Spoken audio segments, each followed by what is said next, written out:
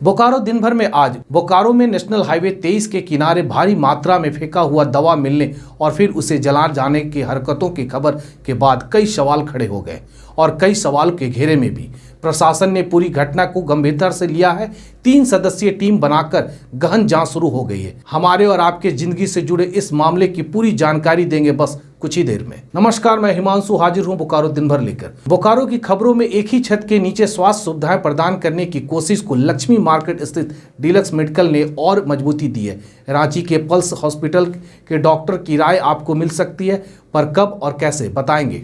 Corona की भ्रमित करने वाली चाल भी जारी है। एक दिन में नए मामले हुए दुगने, चर्चा इस पर भी होगी। बोकारो पुलिस की मंथली क्राइम रिव्यू मीटिंग और भारत मानक ब्यूरो यानी कि BIS का ट्रेनिंग कार्यक्रम भी खबर में होगी। बात ओमिक्रॉन और कोरोना की भी होगी, चर्चा और भी खबरों पर होगी, लेकिन उससे पहले जान लेते देश और दुनिया का हाल। IRCTC सभी ट्रेनों में 14 फरवरी से दोबारा कुक्ड फूड की सुविधा देने जा रहा है। भारत ने कोरोना की रफ्तार में और कमी, पिछले 24 घंटे में 58,000 नए मामले और 657 की मौत। उत्तर प्रदेश में विधानसभा चुनाव के पहले चरण में गुरुवार को राज्य के 11 जिलों के 58 विधानसभा क्षेत्रों में 60% से अधिक मतदान हुआ। यह पिछले चुनाव की तुलना में कम है। RBI गवर्नर शक्तिकांता दास ने दोहराया है कि निजी क्रिप्टो करेंसी व्यापक अर्थ और वित्तीय स्थिरता के लिए एक बहुत बड़ा खतरा है। सप्ताह के 5वें दिन सेंसेक्स 773 अंक और निफ्टी 231 अंक गिरकर हुआ बंद। सोने की कीमत सामान्य बनी रही तो वहीं चांदी का कीमत भी 100 रुपए प्रति किलोग्राम गिरी। अब एक नजर आपके राज्य झारखंड की 3 बड़ी खबरों पर। झारखंड लोक सेवा आयोग यानी JPSC ने 7वीं से 10वीं संयुक्त सिविल सेवा प्रारंभिक परीक्षा का संशोधित रिजल्ट तैयार कर लिया है। JPSC ने शुक्रवार को झारखंड हाई कोर्ट में याचिका दायर कर नतीजे निकालने की अनुमति मांगी है। झारखंड में मैट्रिक और इंटर की परीक्षा इस बार गृह केंद्रों पर आयोजित नहीं होगी। झारखंड एकेडमिक काउंसिल द्वारा कराई जाने वाली यह परीक्षा मार्च के अंतिम सप्ताह में शुरू होनी है। झारखंड के विश्वविद्यालयों में नियमित असिस्टेंट प्रोफेसर की नियुक्ति प्रक्रिया शुरू हो गई है। 4 सालों बाद कुल 552 नियमित और असिस्टेंट प्रोफेसर की नियुक्ति होगी। बोकारो के चास ITI मोड़ के पास नेशनल हाईवे 23 के किनारे गुरुवार को भारी मात्रा में फेंका हुआ दवा मिलने और फिर गुरुवार रात उसे जलाने की कोशिश की खबर के बाद जहां एक तरफ सरकारी स्वास्थ्य सेवा से जुड़ी कई कयासों और अटकलों के बाजार में एक बार फिर गहमागहमी है, वहीं शुक्रवार को एक औषधि निरीक्षण टीम ने घटना स्थल का निरीक्षण कर जांच की दिशा और दशा का नया रूप दे दिया। 3 सदस्य औषधि निरीक्षण की टीम शुक्रवार को मौके पर पहुंचकर दवाइयों का फेंका हुआ सैंपल इकट्ठा किया और इस मामले की जांच शुरू कर दी है। औषधि निरीक्षण आलोक कुमार ने बताया कि जिस प्रकार से उत्तर प्रदेश के वाराणसी में नकली वैक्सीन बनाने का मामला सामने आया था, उसी तरह से यह मामला भी नकली दवाइयों का भी हो सकता है।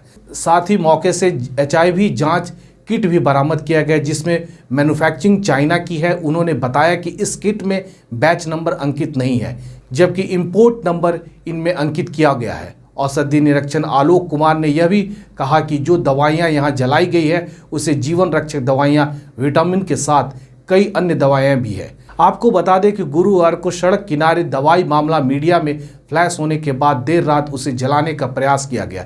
इसके बाद घटना के बाद जिला प्रशासन हरकत में आई और तब जांच की दशा और दिशा दोनों में बदलाव हुआ।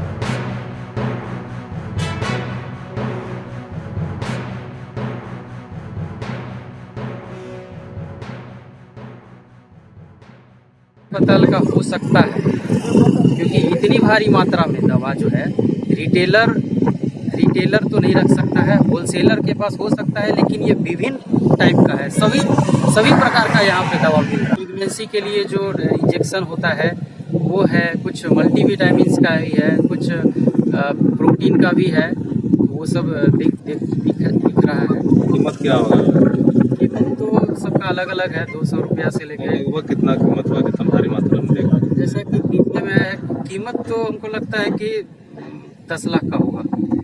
कहीं न कहीं चाइना का प्रोडक्ट है। अब इसमें सही है, हो सकता है कि डर के मारे लोग बाहर आ जाता है कि सबूत मिटा दे रहे हैं, और सबूत ऐसा जगह मिटाना चाहते हैं कि जो हमारे जिला या राज्य से दूर हो।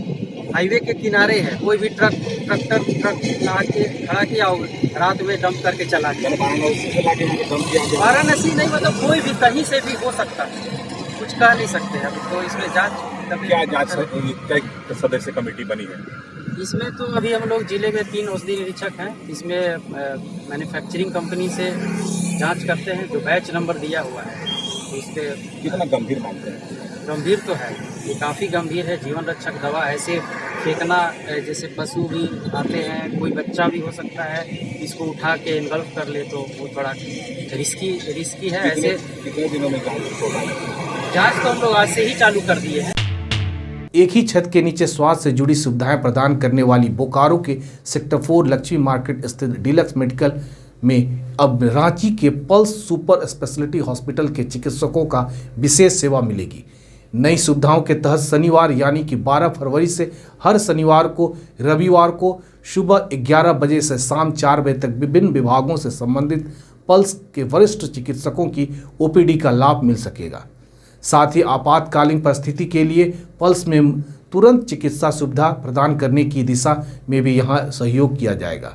इस विशेष सुपर स्पेशलिटी क्लिनिक के तहत पल्स के neuro surgeon doctor I Sudarshan, neurologist doctor Ujjwal Rai, GI surgeon के साथ doctor Naveen Kumar nephrologist, doctor AK Sahu orthopaedic, doctor KM Sahu orthopaedic, international medicine की डॉक्टर मेघा इसाक और doctor Atri Gangopadhyay, urologist doctor Samik Chatterjee, स्त्री प्रसूति रोग डॉक्टर स्निधा चटर्जी और डॉक्टर निविता मिश्रा अपनी सेवा विशेष रूप से देंगे। इस नई सुविधा की और जानकारी के लिए हमने बात की डीलक्स मेडिकल के प्रबंधक अंकित सिंह से।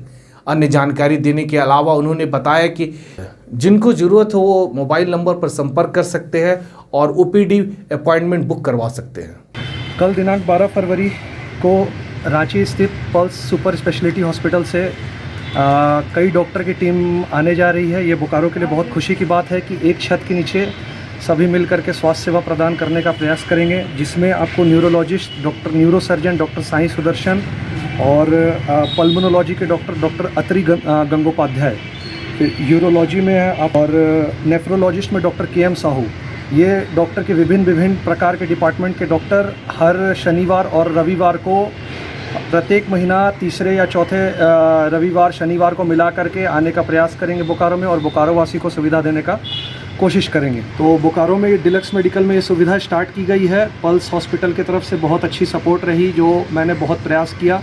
मैं धन्यवाद करना चाहता हूँ उनके डायरेक्टर अभिषेक झा जी का, जिन्होंने प्रयास करके बोकारो वासियों को अच्छी स्वास्थ्य सुविधा प्रयास कराने का कोशिश किया। तो मैं पूरे बोकारो वासियों से आग्रह करूँगा कि हम इसमें किसी भी तरह की कोई कमी नहीं करना चाहते और अपने तरफ से बेहतर सुविधा मरीजों को देना चाहते हैं, ताकि आने वाला समय बोकारो के लिए बेहतर रहे। खबरों में आगे बढ़ने से पहले बात अब बोकारो जिले के कोरोना की रफ्तार की।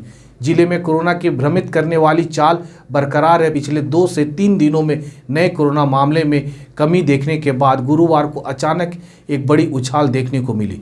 गुरुवार को आई सरकारी आंकड़ों के अनुसार बुधवार और गुरुवार के बीच 24 घंटे में बोकारो जिले में 55 नए कोरोना संक्रमित पाए गए। यह बुधवार की तुलना में दुगने से ज़्यादा है और इसी वजह से गुरुवार को एक्टिव कोरोना मामले की संख्या 101 से बढ़कर 117 हो गई। हालांकि उस दिन बोकारो में 39 लोगों ने कोरोना को मात भी दिया। इसलिए हम हर रोज कहते हैं कि कोरोना की कम होती रफ्तार का यह मतलब कतई नहीं कि कोरोना खत्म हो गई है। हमें लापरवाह होने की जरा भी गुंजाइश नहीं है और हमें कोरोना के नियमों का पालन करते रहना है। इसके साथ ही अगर वैक्सीन न लगा हो तो जल्द से जल्द वैक्सीन लगवा लेना है। भारत में मानक ब्यूरो यानी कि BIS द्वारा गुरुवार को ट्रेनिंग कार्यक्रम का आयोजन किया गया। BIS जमशेदपुर यूनिट के सहायक निदेशक देवाशीष महालिक ने मौजूद अधिकारियों और कर्मियों को बताया कि भारतीय मानक ब्यूरो भारत के राष्ट्रीय मानक निकाय और सामानों के उत्पादन के स्टैंडर्ड और गुणवत्ता प्रमाणित मामले में विकास के लिए और इसके साथ जुड़े मामलों या अचानक आए मामलों के लिए उत्तरदायित्व होता है। ट्रेनिंग के दौरान ISI मार्क, CRS एवं ISO सर्टिफिकेट मार्क के संबंध में भी विस्तार से बताया। ट्रेनिंग के दौरान सभी को BSI केयर ऐप की जानकारी भी दी गई और इस मामले के माध्यम से सामान, प्रोडक्ट्स और ISI कोड, लाइसेंस नंबर की वैधता, उत्पादन या कंपनी के संबंध में जानकारी प्राप्त की जा सकती है। इसके अलावा ऐसे उत्पादक की शिकायत भी ऐप के माध्यम से की जा सकती है जिस पर ISI मार्क नहीं है या लाइसेंस की वैधता समाप्त हो गई है। 90 दिनों में शिकायत पर कार्रवाई पूरी की जाएगी। बोकारो पुलिस की मंथली क्राइम रिव्यू मीटिंग के दौरान गुरुवार को बोकारो SP चंदन कुमार झा ने अधिकारियों को नक्सली घटनाओं के जुड़े लोगों की पहचान कर कार्रवाई शुरू करने को आदेश दिया। साथ ही जिले में गश्ती को बढ़ाने को कहा ताकि छिनतई, वाहन चोरी जैसी घटनाओं पर रोक लग सके। SP चंदन झा ने अधिकारियों को किसी भी तरह के अवैध खनन के खिलाफ छापेमारी को जारी रखने को कहा। BSL के कोक ओवन एवं बाई प्रोडक्ट प्लांट्स के चेकिंग वैन संख्या 4.2 का उद्घाटन गुरुवार को कार्यकारिणी अधिशासी निदेशक S मुखोपाध्याय ने किया। चेकिंग वैन का संख्या 4.2 के रेनोवेशंस का काम मुख्य महाप्रबंधक राकेश कुमार के देखरेख में और महाप्रबंधक S अंसारी और वरीय प्रबंधक JP राम के नेतृत्व में CO और BP के कर्मियों के अपने आंतरिक संसाधन से पूरा किया, जिससे इस वैगन का लाइफ लगभग 4 साल बढ़ जाए। चेकिंग वैन का संख्या 4.2 का उपयोग हॉट कॉक को सेविंग करने के लिए किया जाता है। वैगन में सेविंग किए गए हॉट कॉक को चेकिंग करने के उपरांत ब्लास्ट फर्नेस में उपयोग के लिए आपूर्ति की जाती है। एक जरूरी रिपेयर्स वर्कशॉप के लिए DVC शनिवार यानी कि 12 फरवरी को बोकारो स्टील सिटी के सेक्टर 8 और 9 के फीडर को शट डाउन करेगा। इस वजह से 12 फरवरी को सुबह 11 बजे से दोपहर 3 बजे तक की इन दोनों सेक्टरों में बिजली कटी रहेगी। अब जान लेते हैं बोकारो जिले का तापमान। मौसम विभाग के अनुसार आज का अधिकतम तापमान 23 डिग्री सेल्सियस और न्यूनतम तापमान 11 डिग्री सेल्सियस रिकॉर्ड किया गया।